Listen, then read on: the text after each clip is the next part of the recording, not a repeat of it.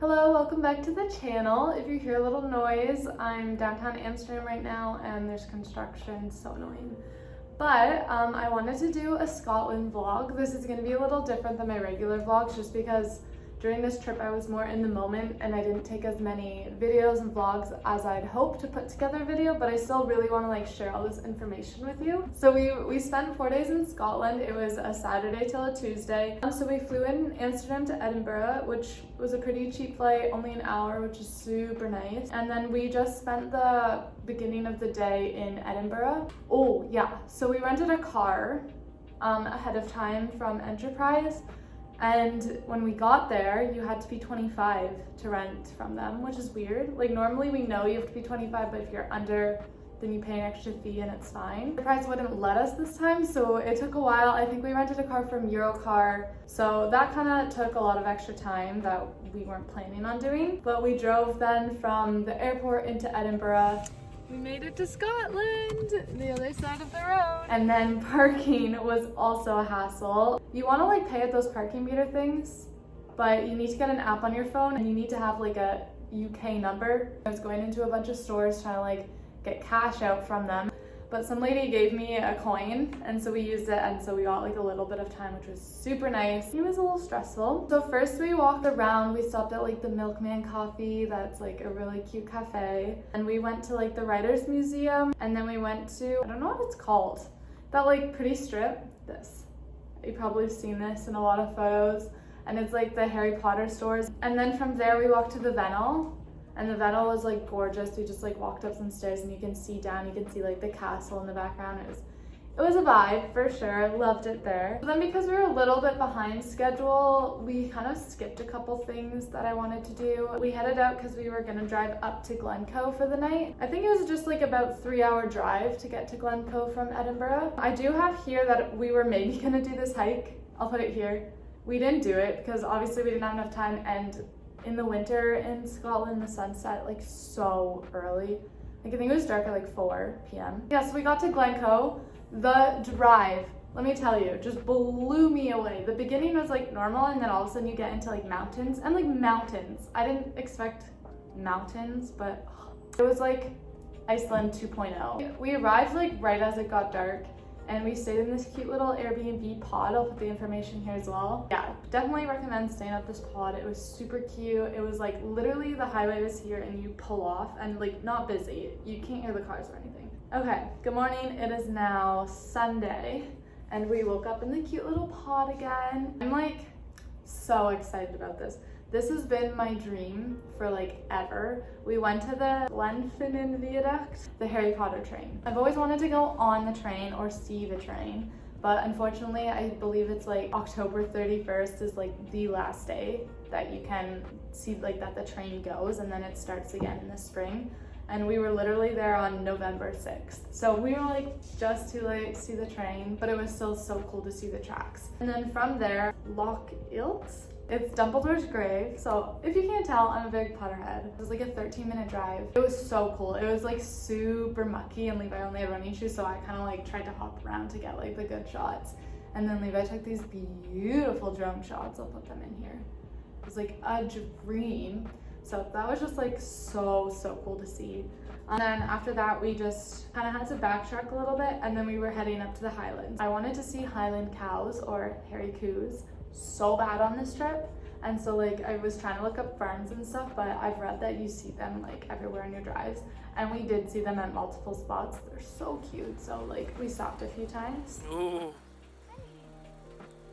The Highlands, beautiful. Oh yeah, we were gonna stop in Portree, but we were also kind of wanting to get to this hike we were gonna do, so we decided to skip Portree, go to the hike, and then go to Portree after, which actually worked out perfect.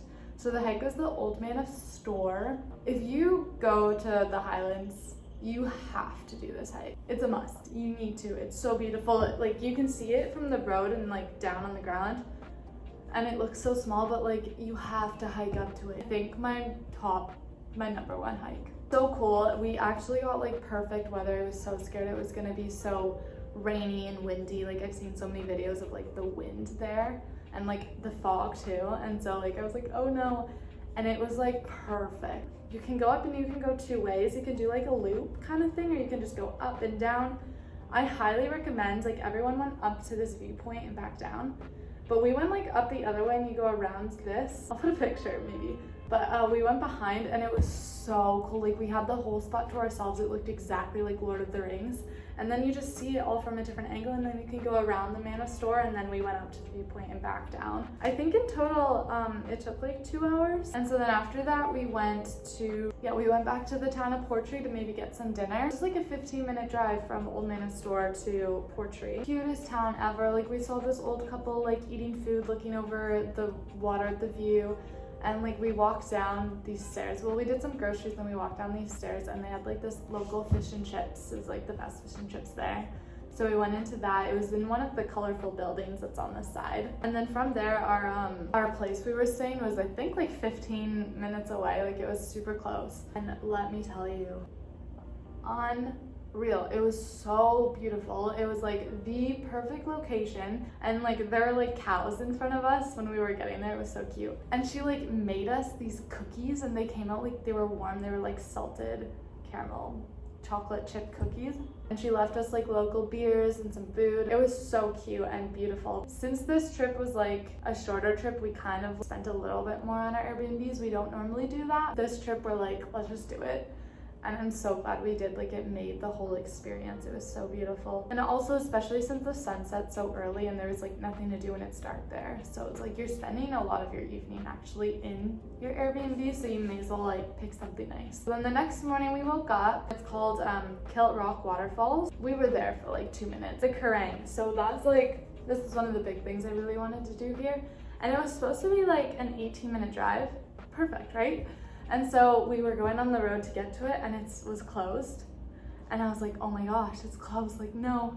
And then we realized that we were like almost out of gas, which is stupid, our problem. Make sure you like look at this in advance. And the only option was to go back to the town of Portree, which at this point we were like maybe 40 minutes away. The other option was to go around the whole Isle of Skye, around the ring. We decided to do the loop around the Isle of Skye, and like, I'm just glad we did that. Like, I think it was meant to be that the road was closed. Some gas over on like a town, and then we backtracked up to the Kerrang. So freaking pretty. Here you go.